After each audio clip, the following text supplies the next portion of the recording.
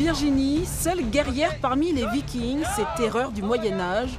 Aujourd'hui, ils reprennent leur conquête en plein raid à Poitiers. Le camp de la Poitevine est en train de remporter la bataille. C'est super agréable, on est à fond. Bon, les costumes, là il fait chaud aujourd'hui, donc on a les costumes, les protections en dessous. Donc c'est assez physique de supporter tout ça et de faire des combats en plus. Mais une fois qu'on est dedans, on ne pense plus à tout ça et ça se passe bien. Alors là, on est en train d'essayer de reproduire un combat que nous on appelle du bridge fight. Donc en fait, c'est un combat sur un pont.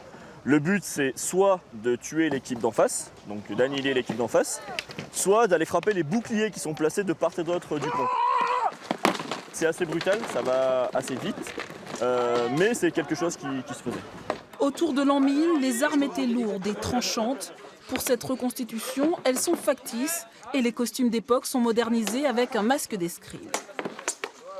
Donc là, je suis équipé d'une tunique en cuir et d'une tunique en laine qui va venir me protéger des coups et du tranchant.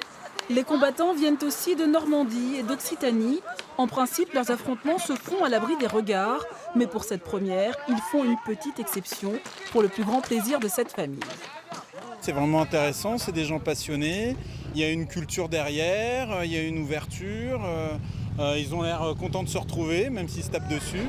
C'est le premier rassemblement pour les batailleurs confirmés. Les associations Les Ours d'Alfadir et les Lames du Foyer vont lutter afin de développer cette compétition dans d'autres villes.